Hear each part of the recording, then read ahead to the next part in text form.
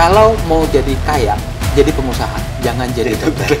Kita pun tenaga medis itu dapat kesejahteraan gitu. Dokter yang mungkin ratusan juta dia menghabiskan duit, dia 1 bulan hanya bisa mengantongi 3-4 juta.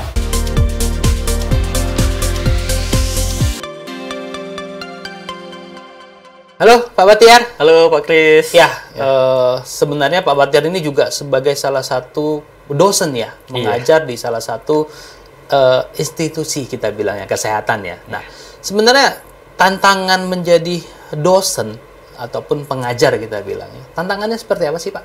Ya, tantangan kita sebagai seorang pendidik ya, sebagai dosen itu sebenarnya selain mencerdaskan bangsa ya, mencerdaskan anak bangsa ya. Selain itu ya, sebenarnya kita kalau di dosen ada yang namanya Tridharma Perguruan Tinggi Pak ya. Jadi tidak hanya sebatas untuk pengajaran, tapi juga ada yang namanya penelitian dan pengabdian kepada masyarakat. Oke. Ya, jadi apalagi kita di dunia kesehatan ya, di dunia kesehatan itu kita juga bagaimana sih nantinya kita menjadi atau membuat calon-calon generasi kedepannya yang baru ini, dia memberi perubahan kesehatan terhadap negara ini gitu, seperti itu. Itu yang menjadi tantangan terbesar sih sebenarnya selama ini. Oke, berarti tadi kan Bapak ada sebutkan kan 3 ya? Iya. Selain mendidik, pengajaran, ada penelitian. Nah, penelitiannya maksudnya seperti apa Pak? Ya, penelitian itu bisa terkait dengan kasus-kasus yang lagi hits, contohnya Pak. Contoh ketika kita kasus kemarin COVID ya kan, kasus COVID. Nah, kita melakukan penelitian bagaimana sih cara pencegahannya agar tidak terus-terusan meluas ya kan, menular gitu, ya kan. Nah, bagaimana, apa sih solusinya? Itu kan kita melakukan penelitian sehingga mendapatkan hasil yang bisa untuk dipakai bersama gitu ya kan, untuk memecahkan suatu solusi. Seperti itu. Yang ketiga tadi Bapak menyampaikan terkait dengan pengabdian kepada masyarakat gitu ya kan. Nah, pengabdian kepada masyarakat ini kita sebagai pendidik di sini sebagai dosen, kita tidak hanya sebatas mengajar nih. Mengajar, meneliti aja. Nah, mengajar atau meneliti, tapi kita juga melakukan pengabdian kepada masyarakat, di mana hasil dari penelitian kita ini kita sosialisasikan nih kepada masyarakat. Mengedukasi supaya mereka juga melek nih akan kesehatan seperti itu. Jadi kita juga mengedukasi masyarakat supaya masyarakat itu bisa melek terkait kesehatan, apa sih isu-isu terbaru mengenai kesehatan. Seperti itu, Pak. Nah, jadi kalau kita bahas tadi masalah tantangan jadi dosen, biasanya tantangan ini kesulitan yang kita sering dapatkan, Pak, suka dukanya lah kita bilangnya, dari hadapin perilaku milenial yang sekarang, ya kan? Atau dari malahan dari institusinya, atau bagaimana, Pak? Kadang kita itu harus selangkah lebih maju dari mahasiswanya nih, gitu. Jadi kayak kadang kan mahasiswa kalau zaman dulu itu mahasiswa susah untuk mendapatkan informasi ya kan, karena aksesnya juga masih terbatas. Sedangkan untuk sekarang akses informasi itu mudah sekali didapatkan gitu. Kadang kita yang sebagai dosen belum tahu, mahasiswa ini udah tahu duluan nih gitu. Nah, itu makanya kalau saya pribadi di kelas itu kita tidak pernah mengajarkan, jadi kayak tidak pernah saya sebagai guru, kamu sebagai mahasiswa, kamu harus nurut kepada saya. Itu tidak pernah. Jadi ayo kita berdiskusi bersama, sharing gitu. Jadi ada mungkin ya kita namanya dosen ya kan, karena manusia biasa juga gitu ya kan. Kadang ada kalanya mahasiswa jauh lebih tahu ketimbang kita gitu. Jadi ketika hal itu terjadi, ayo kita sharing bersama apa sih yang akan kita bahas itu. Kadang mahasiswa pun tahu, tapi dia tidak tahu dasarnya, sehingga nanti kan takutnya melenceng nih gitu. Nah, disitulah tugas kita untuk membenarkan gitu. Jadi meluruskan jalur yang benar nih gitu. Setidaknya di jalan rule yang benar. Yang benar seperti itu. Nah, dan saya lebih setuju sih sebenarnya, lebih bagus memang ada guru yang mengajarkan. Setidaknya memang benar, kita sekarang zaman yang tadi Bapak sampaikan, belajar di Google ya, semua sudah bisa kita akses, apapun ada. Tetapi kan perilaku, attitude, ini tidak akan dapat di Google.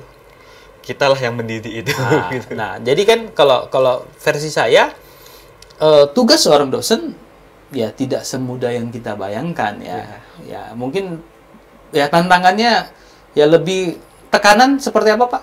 Kalau tekanan dari mental psikisnya kena nggak sikit-sikit?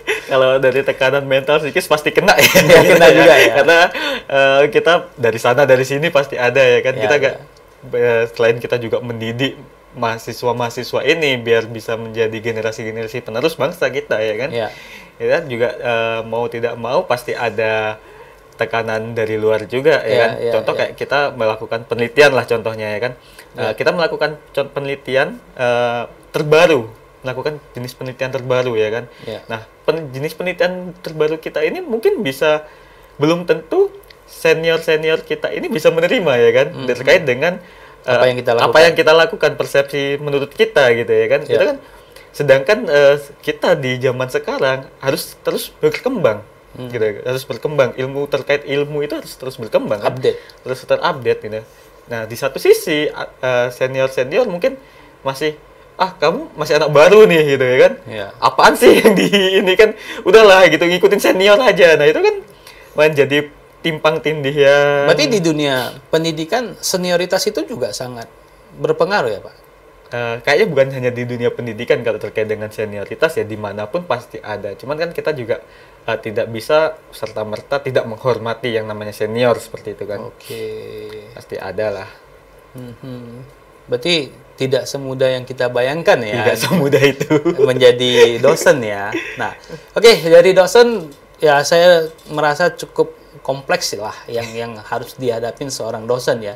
Dari sisi mahasiswa nih Pak. Nah, sebenarnya kalau kita bahas dari mahasiswa untuk ke institusi kesehatan, ada nggak sih persyaratan khusus ya seseorang misalnya dari SMA mau masuk ke institusi kuliah lah kita bilang ke dunia kesehatan, ada nggak sih persyaratan khusus? Ya, jadi emang kalau persyaratan itu udah jelas ada Pak ya. Yang pasti yang paling pertama dan penting itu harus lulus SMA Pak. Gitu ya. Kalau nggak lulus nggak mungkin bisa ya kan. Lulus SMA itu yang udah pasti. Lalu yang kedua lulus seleksi akademik. Jadi kan ada seleksinya untuk memasuki perguruan tinggi, itu harus lulus juga ya kan. Baru ketika udah lulus dia harus melewati satu langkah lagi, yaitu terkait dengan kesehatan. Lulus kesehatan ya kan, cek kesehatan. Apalagi di dunia kesehatan ya kan, kita nggak mungkin kita di dunia kesehatan kitanya sendiri nggak sehat gitu ya kan. Itu harus lulus baru bisa mengikuti perkuliahan. Berarti maksudnya Pak Batia tadi adalah melakukan check up, pemeriksaan seluruh tubuh ya. Karena ada beberapa, jadi ada kesehatan itu kan ada yang langsung berinteraksi dengan pasien, kayak contohnya perawat, bidan, dokter gitu. Ada juga yang emang di balik layar kayak ke manajemennya, seperti itu ya kan. Seperti Bapak ya, di balik layar kita ya kan. Nah, untuk yang dunia kesehatan yang emang langsung berinteraksi kepada pasien itu emang memiliki syarat-syarat tertentu yang emang harus terpenuhi. Contoh calon mahasiswa ini dia tidak boleh buta warna, ya kan? Itu yang paling utama. Pemeriksaan nantinya ternyata dia buta warna, itu kan itu tidak diizinkan. Jadi tetapi kalau untuk yang di balik layar itu masih memungkinkan, masih boleh ya. Dan yang kedua mungkin kayak jurusan kedokteran mungkin ya, itu mewajibkan mereka untuk lulusan dari IPA. Ya, seperti itu. Berarti seperti apoteker, perawat, bidan itu gitu juga harus dari IPA ya? Iya. Jurusan-jurusan yang bisa dari program studi selain IPA, ada dari bahasa, linguistik ataupun yang lain IPS ya kan.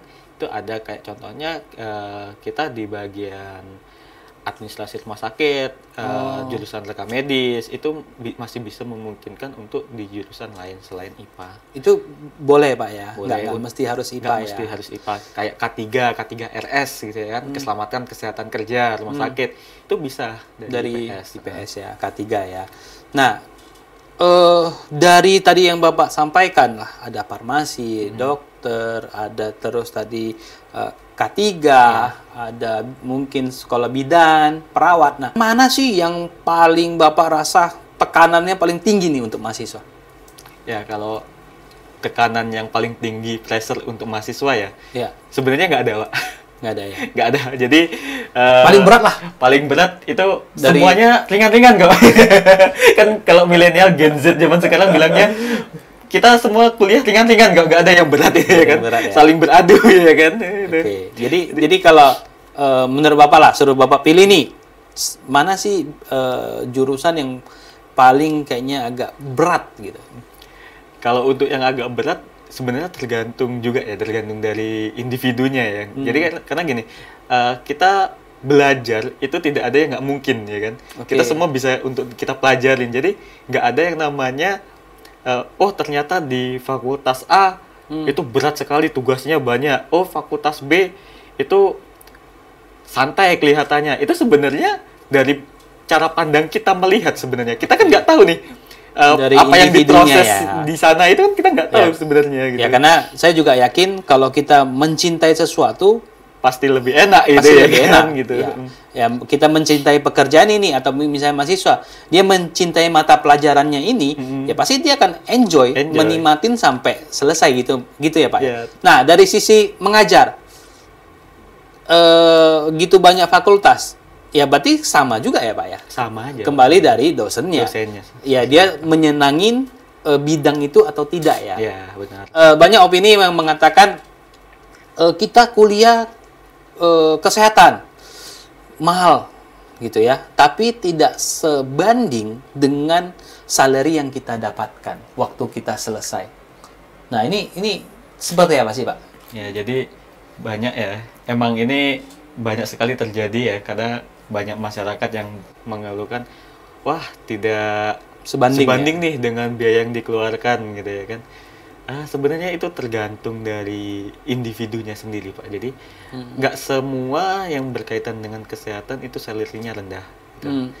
Jadi banyak kok juga jurusan-jurusan lain yang seperti itu gitu ya. Jadi tergantung output dari mahasiswanya ini sendiri. Bagaimana cara dia mengembangkan ilmu yang dia dapatkan dan mengembangkan diri dia sendiri gitu. Jadi kayak contoh kalau emang dia mahasiswa ini males nih, gitu ya kan?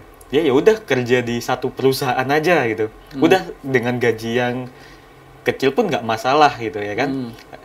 Ada juga yang mahasiswa, oh saya nggak puas nih hanya kerja di tempat satu.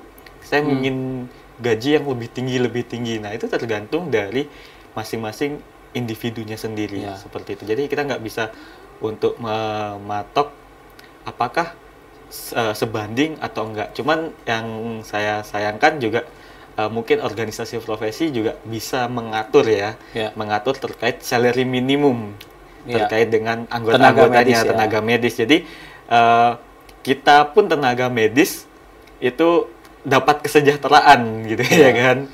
Jadi itu mungkin yang bisa organisasi profesi ini perjuangkan ke depannya seperti itu. Nah, kan banyak juga ya teman-teman lah kita bilang ya sama-sama orang kesehatan sharing-sharing seperti perawat yang baru masuk itu sangat jauh dari yang diharapkan.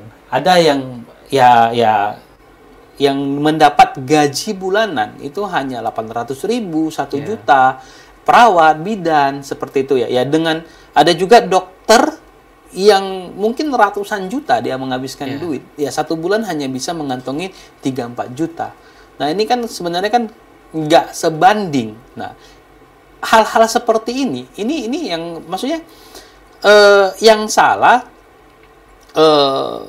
yang tadi Bapak bilang sebagai asosiasinya, pemerintahnya, atau pelaku bisnisnya. Oke, jadi sebenarnya kita tidak bisa memandang hanya dari satu buah sisi ya. Jadi kita tidak bisa memandang hanya pada satu buah sisi. Kalau kita bicara, oh yang salah nanti organisasi profesinya gitu ya kan. Kita tidak melihat dari segi pebisnisnya nih, institusinya gitu kan. Kalau kita bicara yang salah institusinya, kenapa nggak dikasih gaji sesuai UMK gitu ya kan? Nah, kita tidak bisa melihat dari segi yang lain gitu. Jadi kan banyak sekali faktor yang mendasari itu. Jadi kita nggak bisa bilang bahwa gaji sekian itu kurang, gaji sekian itu lebih gitu ya kan? Itu nggak bisa Pak juga. Karena banyak sekali faktor yang mempengaruhi itu. Jadi contoh kayak kita sebagai pelaku bisnis ya, kita membuka suatu klinik contohnya ya kan, buka suatu klinik. Nah, kita memiliki 3 karyawan, 3 dokter, sedangkan income di klinik kita itu pas-pasan gitu. Nah, nggak mungkin kita bayar sesuai dengan salary yang diminta kan, seperti itu. Itu yang mendasari. Cuman mungkin kalau emang ada peraturan yang mengatur terkait dengan salary minimum, itu mungkin bisa menjadi bahan acuan.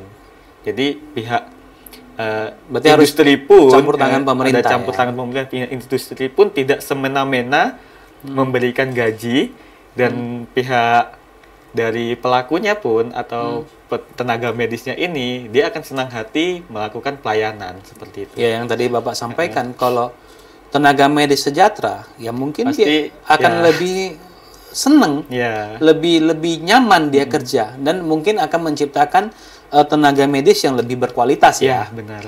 Oke, dan juga banyak dokter-dokter senior yang menyampaikan ke anak-anaknya, kalau mau jadi kaya, jadi pengusaha, jangan jadi dokter. Kalau mau nolong orang, jadilah dokter. Oke, terima kasih Pak Batiar. Terima kasih Pak.